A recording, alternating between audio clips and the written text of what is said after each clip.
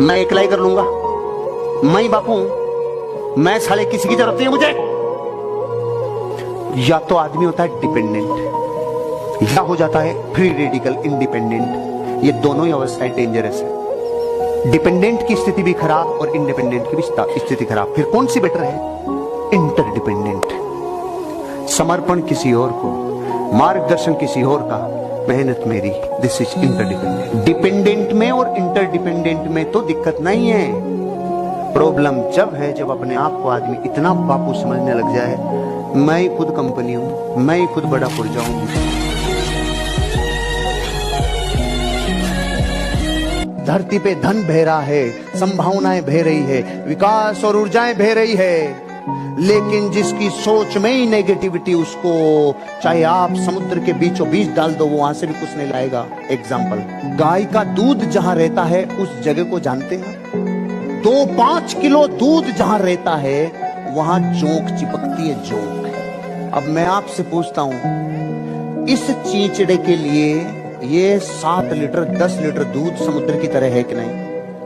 ये दूध के समुद्र में रहकर भी साला दूध नहीं पीता, वहां से भी खून ही चूसता है रे। ऐसे दुर्भाग्यशाली लोग जब तक इस जगत में हैं, तब तक लॉ ऑफ अबंडेंस उनको कभी समझ में नहीं आएगा।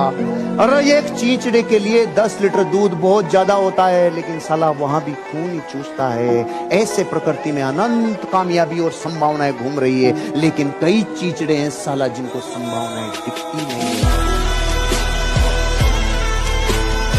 नेपोलियन हिल ने 25 वर्षों तक दुनिया के 25,000 महान लोगों के ऊपर रिसर्च किया, और लोगों ने उससे पूछा, अगर इन 25 वर्षों के और 25,000 लोगों के जीवन के निचोड़ को एक लाइन में बोलो तो क्या बोलोगे?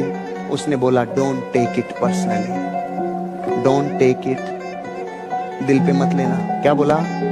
दिल पे मत लेना। आपको पता नहीं इसमें उसका जीवन लग गया 25 बरस। कितने लोग थे अमीर? 25,000। 25,000 लोग, 25 बरस का जीवन, और उसका निचोड़ एक लाइन में अगर ये था, डोंट टेक इट पर्सनली, तो बात हल्की नहीं है।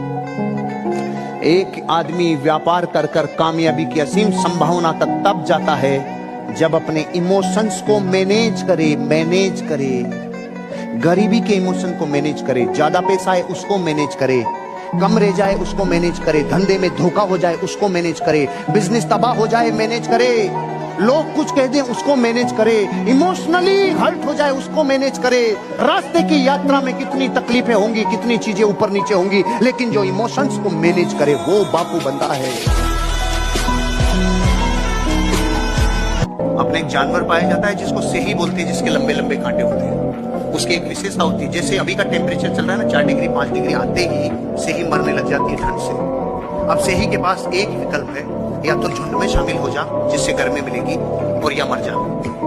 अकेली रहेगी तो मरेगी, झुंड में शामिल होगी तो बचेगी क्योंकि गर्मी मिलेगी। लेकिन यूनिटी है वो यूनिटी, और यूनिटी लहू मांगती है। जैसे ही 2 से ही एक दूसरे के नजदीक आती है, कांटे घुसते हैं और लहू के फुहारे छोड़ते हैं। अब आओ नजदीक।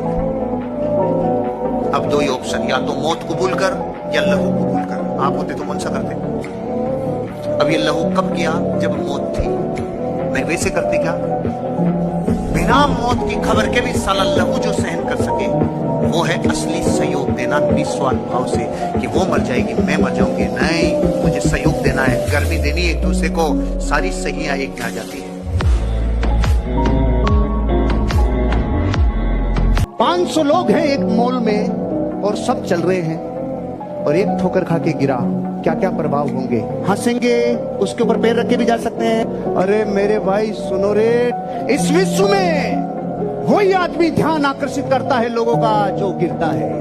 लेकिन ये पता नहीं था कि जिस पे दुनिया थू कर रही है, जिस पे दुनिया हंस रही है, जिसकी मजाक उड़ा रही है, लेकिन दुनिया में ध्यान आकर्षित वही करता है। वहां बड़े बड़े बाबू चले गए, लेकिन दुनिया में ध्यान उसी ने आकर्षित किया जो ठोकर खा के गिरा रे। मतलब पूरी क्लास में सारे बच्चे इंटेलिजेंट, एक बच्चा पागल है, लेकिन साला कहता है पागल।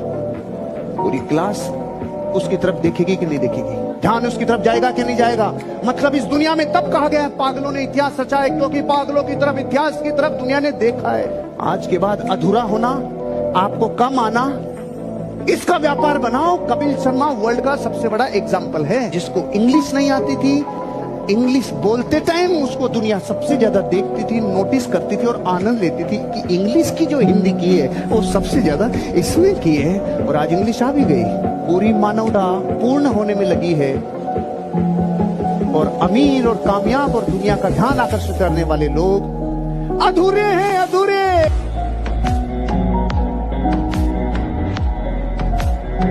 सब कुछ सही चल रहा है, लेकिन भारत के आदमी को मजा तब आता है जब कुछ अड़चन हो, जब कुछ दर्द हो, तब मजा आता है।